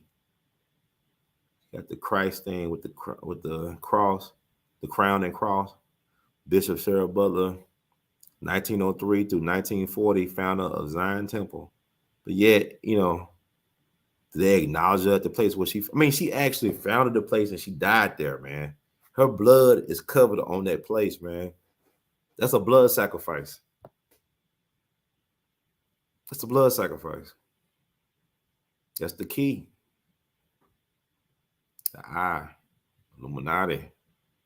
Illuminati for your body. 12 gauge shotty. Come with me. Hail Mary. Okay. I think I did. Oh my God. This is interesting. But anyway, there you go, folks. So I hope y'all learned something. Let me look at the chat and let me get out of here.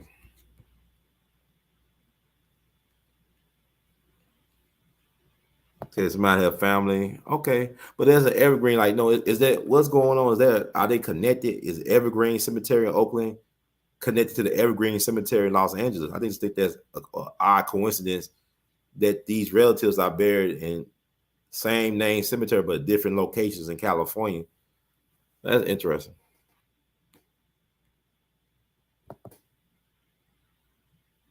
Yeah, but I don't think it was cool. That Jim Jones thing, man.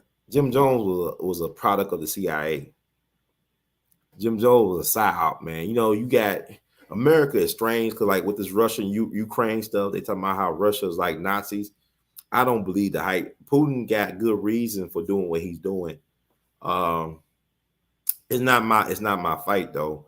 But what I'm saying is America is dirty as hell because you got Operation Paperclip, Operation Odyssey, where they moving Nazi war criminals with the help from the Vatican. They moving them to South America. They moving them to North America.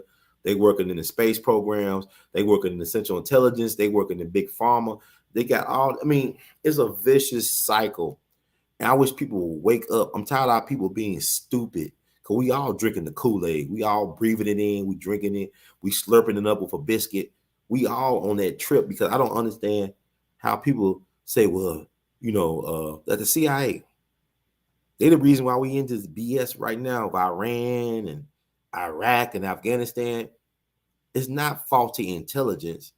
It's propaganda meant to get certain results. They control the media. They got their own private air force or airport or airline. I'm talking the CIA. They wasn't supposed to be like this when they first started. They supposed to be gathering intelligence. Their job was not to create banana republics and coup d'etats and drug trafficking. They were supposed to be gathering intelligence for the president, for the executive branch to make executive decisions. And Harry Truman realized at the end that they killed President Kennedy. He already realized that he helped create the CIA. He helped create it to existence. The state of Israel, the CIA, all happened on Harry Truman's watch. And he had a regret about helping found the CIA because he knew they killed President Kennedy. He wrote an op-ed that people tried to dismiss. He knew what they did. It's like Eisenhower knew. Kennedy, I'm not saying he's a savior of black people, but Kennedy was trying to keep us out of World War III. He tried his best. He had people within his own administration that were trying to undermine him. And they did. But he did a lot, that is not talked about, and people get caught in the Marilyn Monroe and the Kennedy brothers. Who cares? He tried to create peace. He did not realize that Patrice Lumumba was murdered. He wanted to help Patrice Lumumba. Eisenhower didn't want no part of Patrice Lumumba. You know, Patrice Lumumba's death warrant was signed on Eisenhower's watch. You know, Patrice Lumumba, I'm telling you, this is the Prime Minister of the Congo. He tried to meet with President Eisenhower, and Eisenhower would not meet with him. He ended up meeting with Dave Chappelle's mom. He hired Dave Chappelle's mom on the spot because she was brilliant and she could speak fluent French. So he put her in charge of the Congo Dam project. She's overseeing the project to build a dam in the Congo for Patrice Lumumba. But she wasn't there that long because they killed him. They cut him up. You know that the CIA and the Belgians and some other folks, they basically dissolved Patrice Lumumba's body in an acid vat, from my understanding. And the only thing that was left of Patrice Lumumba's body was some teeth that one of the guys, I saw this documentary about the assassination of Patrice Lumumba, and this guy actually kept his teeth, some of his teeth, as a souvenir. But they dissolved his body. So, see, the thing about it is, they didn't want the people to have anything to rally, like a relic of Patrice Lumumba. They wanted the people to have anything to rally around in order to, you know, revolution. You look at what happened with Medgar Evers. Medgar Evers should have been buried in Jackson, Mississippi, because it changed the nature of the movement, because they put him all the way in D.C. when his burial point could have been a rallying spot for the people. It could have been a spirit rallying cry for the people. It's like when the historian and educator and radio pioneer here, Nat D. Williams in Memphis, he wrote almost like when Jimmy Lawrence, like 75 years ago, almost, Jimmy Lawrence died, he wrote that let Jimmy Lawrence's burial in Memphis be a cry of hope and inspiration for the people to rally around to create something great. You know what I'm saying? Like, you know, you put,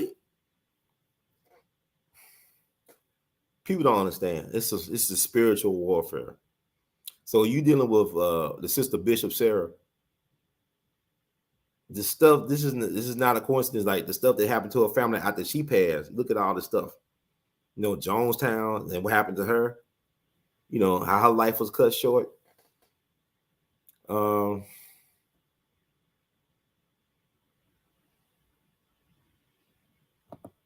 Thank you for tuning in. I appreciate it. I'm gonna cut off now. Right now, I'm just all over the place.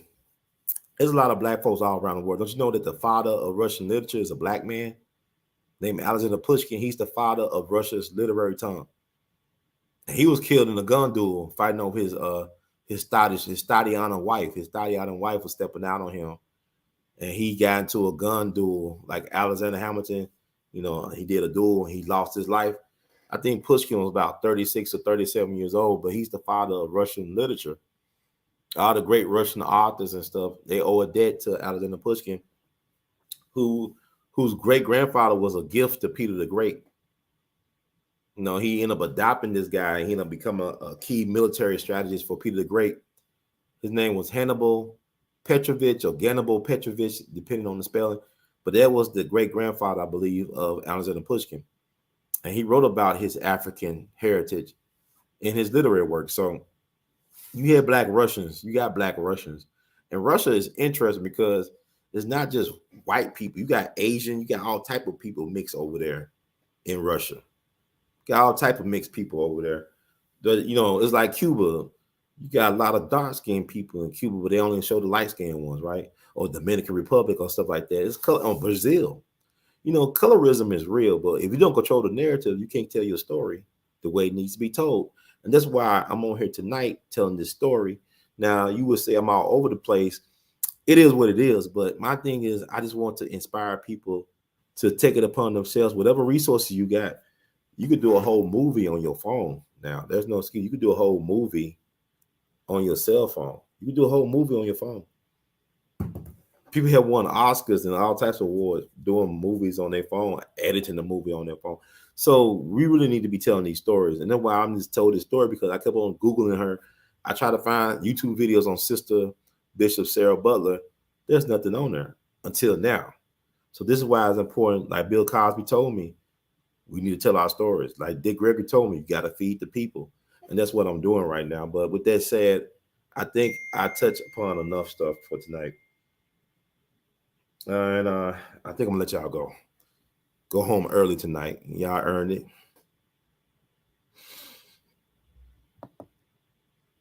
Yeah, some of us, but not enough. But it's a start, Brother John. It was great talking to you. I might talk about that story soon that you put in my ear. I already know the Nation of Islam be listening to my podcast because I'm brothers. Where I go around the country, Brother Run. I got even relatives in the Nation of Islam. Yeah, Brother Run, Brother Run. Can I see Farrakhan? No, Brother Run. You gonna let you see Farrakhan? So why I can't let me see Farrakhan? Y'all let Alex Jones see Eric Farrakhan. Y'all let everybody see Farrakhan. Y'all won't let me see it. Well, I'll be back with one show, but I got enough. Thank you for tuning in for your enthusiasm. But it's this is almost 2 hours right now, and I just want to make sure I did a show tonight to honor Sister Sara Butler. And we gotta start telling our story because we don't have to say. And I love Rosa Parks and Dr. King and Malcolm X, but there's so many more of us out here. Like Robert Williams' birthday was yesterday. Robert F. Williams. Please look him up. Please look up Robert F. Williams. He was an amazing black man. Beautiful black woman by his side. Sister Mabel Williams had a chance to talk to his son before he passed away. He was a pastor of Detroit. But that legacy is powerful, man. We got too many stories we don't tell enough of. We don't give, like Bishop Sara Butler, that really touched me. Ain't gonna lie to you.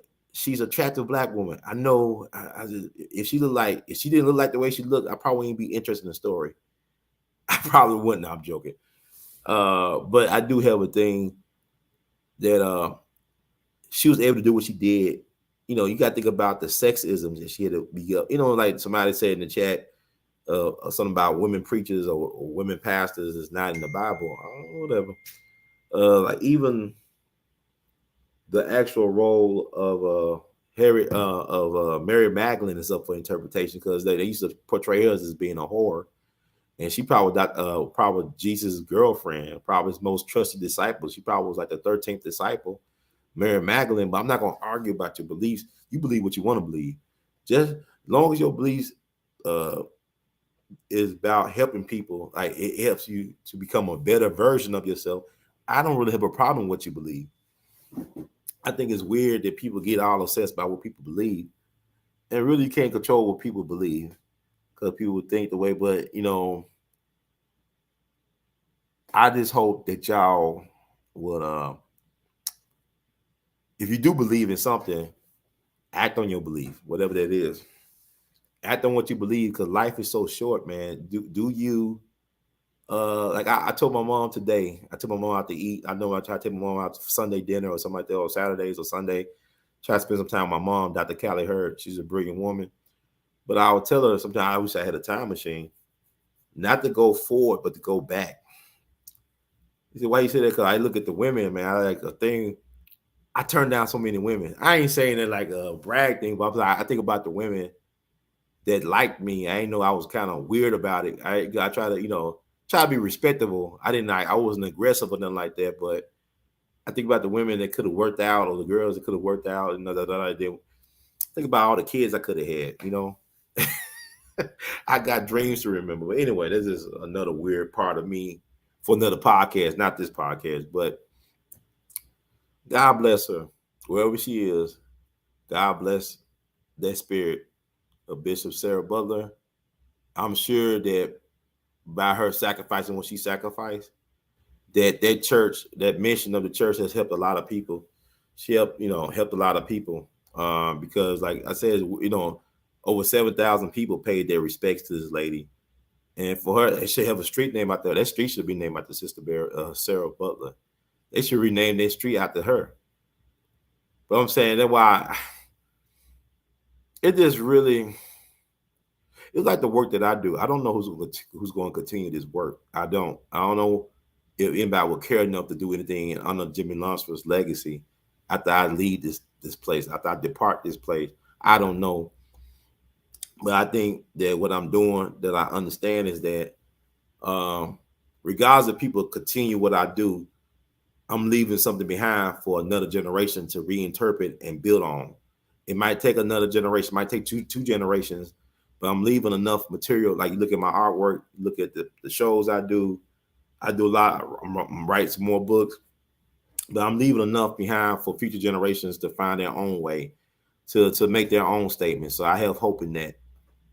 That's all I can hope for. Thank y'all for listening, for tuning in. If you like the words from Brother Herb, please spread the word. Subscribe to YouTube channel We All Be TV.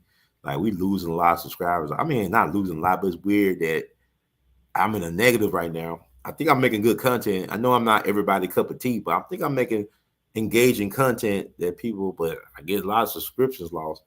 I don't know what that's about, you know. But anyway, you can subscribe. You could be a new subscriber at We All Be TV on YouTube. You could support the movement. Donations are welcome. Donations, Cash App R2C2H2. That's Cash App R2C2H2, $ R2C2H2. You could Google Pay, PayPal, and Zelle your support. R2C2H2 at gmail.com. That's R2C2H2 at gmail.com. You can also buy Art of His Art, R2C2H2.com. R2C2H2.com. You can actually wear Art of His Art. Look at this. This is Second Lieutenant Albert Young. He died real young. He's a hero. He's a national hero in the Czech Republic, but they could not even honor him in Memphis, during Memphis in May, when they honored the Czech Republic. Back in 2018, I think, they honored the Czech Republic, but he's a national hero. It is dedicated a new monument to Brother Albert Young. He was part of Tuskegee Airmen. He was from Memphis, Tennessee, died real young, but he's a hero over there. And they were saying, because they contacted us over here to help us find some of his relatives. We were able, me and my mom, Dr. Callie Hurd, We All Be Group Incorporated. We found his relatives. We found folks that should have been interested in honoring this man's legacy here, but they wouldn't do it. They actually did a thing where they created a new monument to this guy. He's a national hero in the Czech Republic, but even in his hometown in Memphis, Tennessee, nobody gives a damn. And the Czechs over there, they're saying, well, y'all don't honor him. Why he's not the hero? Why he's not the hero? Why he's not the honor here or over there? Why he's not honor like we honor? He gave his life for people. He couldn't probably spell their name or pronounce their names. He gave his life for them in a war that made the world safe for democracy everywhere except for Black Americans or melanated people around the globe. So this is what we're dealing with. This is why I said we got to honor this sister. She gave her life for what she believed in. So thank you all for tuning in and being patient with me. I thank you for receiving it. I appreciate it. That means a lot to me. You don't understand. Like sometimes I think, what the hell I'm doing? Why I'm doing this still? Why? Because people like, man, you just talk like this.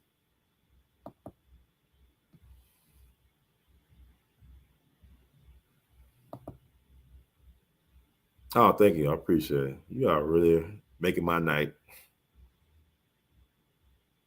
Yeah, I try to do it once again. Like, you know, people, like I said, we almost lost my uncle on Friday. Just people checking out of here, man, young and old, man. I be thinking about that too. Like I try to, you know, because really like looking at Kanye West documentary, Genius, and the way his mom, we would not help Kanye without his mom. I know, and people say she was a blood sacrifice. Yes, she was a blood sacrifice. You're right, but she was not sacrificed in vain, and she was willing to give her life for her son. She was willing to give her life for the cause. But her death was not. But we need blood sacrifices. It is what it is. Y'all think it's strange, but Jesus was a blood sacrifice. If you believe in the Jesus thing, he was a blood sacrifice. You need that to help progress things. It's like what Malcolm said before he died, it's a time for martyrs now. But I don't want to be a martyr. I want to be a doer. I want to see the thing through. So you need them type of people too that's there for the marathon. You got some people that are here for the sprint. They're here for the short run, the short relay. Then you got some of us that got to run the marathon. I remember reading, I'm going to let y'all go after this. I remember reading an article about Dizzy Gillespie going to the grave of Charlie Parker in Kansas, outside of Kansas City. You know, him and Charlie Parker were like brothers, man. They were real close. They were like really, really close. And Charlie Parker died too young at 34 years young, but it is what it is. Dizzy lived to be an old man. He was a great ambassador for jazz. He was part of the Baja faith. I think the Baja, Baja. I think that's called Baja faith. He was a practitioner of that. But in an article, I think this is like in the early '60s when he visited Charlie Parker's grave, and he said him and some other musicians went up there to pay their respects and also to play. But then I think he said we didn't play. We just thought about what Charlie Parker was about. He was an ideal man. Like he said, we're not just artists and music. We're ideal people. We're there to push and promote ideas. We're there to make ideas real. We're there to push the envelope. I'm just paraphrasing it. The spirit of what he was saying is like, ideas are powerful. Like you could kill a man, but you can't kill an idea. You could kill a dreamer, but you can't kill a dream. So I want y'all to keep on dreaming, doing, and achieving, man, because the best is yet to come, even in times like these. If Sister Bishop Sara Butler could do what she did during the Great Depression and bring hope to people, and people had the type of love where they show up almost 7,000 plus people showed up for this woman. That church didn't hold no 7,000 people. So a lot of them folks were outside. Little small 2-story stucco building. They ain't had no 7,000 people in that church. That was all outside. I mean, so why not have the street named after her? I mean, why they don't put, but are there any black folks left in Los Angeles really proper? People don't understand that a lot of the real estate that's known as Los Angeles was at one point was owned by black people. Black folks owned a lot of the real estate out in LA. Like a lot of places, like in Memphis, a lot of places that we call Memphis was owned, a lot of real estate was owned by black people. So that's a story that needs to be told. But anyway, thank y'all. Read the disclaimer. And I'm out of here.